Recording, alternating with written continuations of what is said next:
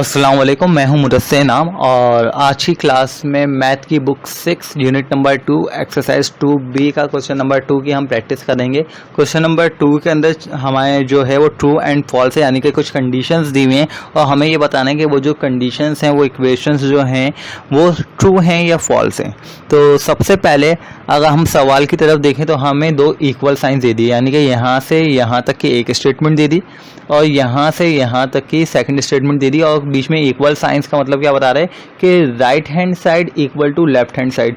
ये मेरा right hand side है और ये मेरा लेफ्ट हैंड साइड है। यहाँ तक बात क्लियर है। अब सवाल में जो हमें सिर्फ आंसर लिखना है वो सिर्फ ट्रू लिखना है या फिर फॉल्स लिखना है, एक आंसर हमें लिखना है। ये जो मैं आपको बता रहा हूँ ये मैं सिर्फ आपको सवाल समझाने के लिए बता रहा हूँ, कॉपी पे ऐसा कुछ नहीं करना। तो आपको ये बात समझ में आ गई कि इक्वल का साइन है, राइट हैंड साइड पर एक पार्ट दिया हुआ है, लेफ्ट हैंड साइड पर एक पार्ट दिया हुआ है और पूछ रहे हैं कि ये दोनों इक्वल हैं या नहीं। अगर ये दोनों इक्वल हुए तो हम क्या लिखेंगे? ट्रू लिखेंगे। अगर इक्वल नहीं हुए तो हम क्या लिखेंगे? फॉल्स लिखेंगे।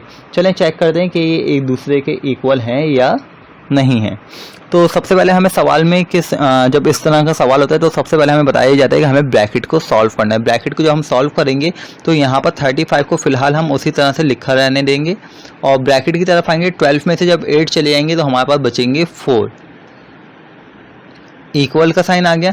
35 में से जब 12 चले गए तो हमारे पास कितने हुए? यहाँ पर हम आपको चेक करवा देते हैं कि 35 में से अगर हमने 12 माइनस कर दिए तो हमारे पास कितने बचे? 5 में से 2 गए, 3 बचा।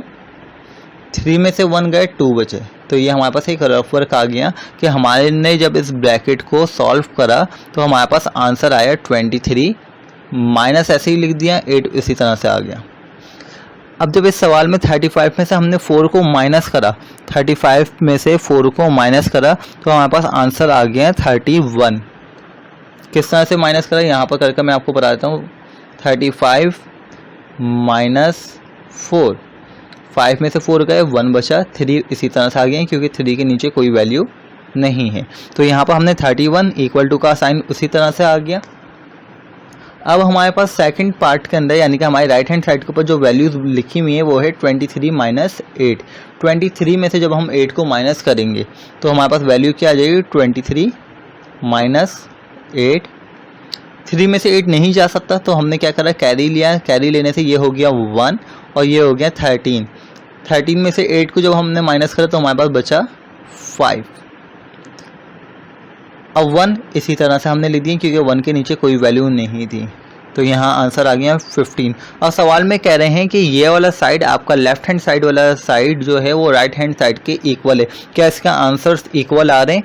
नहीं, इसके आंसर से इक्वल नहीं आ रहे, ये नॉट इक्वल है। ये नॉट इक्वल का साइन क्या होता है? आपने पहले इक्वल बनाया और फिर उसको क्रॉस कर दिया। तो ये दोनों इक्वल नहीं है। अगर इक्वल नहीं है तो ये कंडीशन क्या हो गई? ये कंडीशन हो गई आपकी फॉल्स। ये सवाल थोड़ा सा, बाकी सवाल जो हैं वो आपके काफ़ी इजी हैं। ये सवाल थोड़ा सा डिफ़िकल्ट था और आपको थोड़ा सा रफ वर्क करने की ज़रूरत थी, इसलिए हमने इसको यहाँ पर समझा दिया। बाकी सवाल आपको खुद करने हैं, बाकी सवालों की प्रैक्टिस आपको खुद से करनी है। बहुत आसान सवाल हैं, सॉल्यूशंस हमारी तरफ से प्रोवाइड कर दिए जाएंगे, लेकिन फिर भी कोशिश ये कीजिएगा कि पहले खुद से कोशिश करें। बल्कि एक और एग्जाम्पल मैं आपको बता देता हूँ ताकि आपका ये हो कि इस पार्ट के अंदर 4 सवाल हैं ABCD कर। ए पार्ट हमने कर लिया है, बी पार्ट या सी पार्ट में से कोई सी एक आसान सी, जो यानी कि आसान का मतलब ये कि जो भी हमारे पास एग्जाम्पल होगी वो हम आपको देख लेंगे। सवाल किस तरह से आ रहा है हमारे पास। नेक्स्ट क्वेश्चन वो है 56 मल्टीप्लाई बाय 0 इक्वल टू 0। जी, ये हमारे पास सी पार्ट अगर हम करें इसका तो सी पार्ट बहुत छोटा सा ही है, बाकी सारे पार्ट काफ़ी आसान है। अब ये कंडीशन दे दी और कहा कि बताएं ये जो कंडीशन है ये ट्रू है या फॉल्स है। तो हमने इससे पहले काफ़ी दफ़ा सवालों के अंदर इस चीज़ को पता होगा कि 0 से कोई भी नंबर को हम मल्टीप्लाई करवा दें वो उसका आंसर 0 आता है। अगर मैं 7 को 0 से मल्टीप्लाई करवा दूं तो आंसर 0 ही आएगा। मैं फॉर एग्जांपल 12 को मल्टीप्लाई 0 से करवा दूं तो आंसर 0 ही आएगा। किसी भी नंबर को अगर 0 से मल्टीप्लाई करवाएंगे तो उसका आंसर 0 आएगा। तो ये कंडीशन क्या हो गई? ट्रू हो गई। इसके बाकी ए और सी पार्ट हमने आपको यहाँ पर करवा दिया। बी और डी आपको खुद से करना है, बहुत आसान पार्ट्स हैं। तो उम्मीद करते हैं आपको ये सवालात समझ में आ रहे होंगे और आप साथ साथ इसकी प्रैक्टिस भी कर रहे होंगे। इसी के साथ दीजिए इजाज़त। खुदा हाफिज़।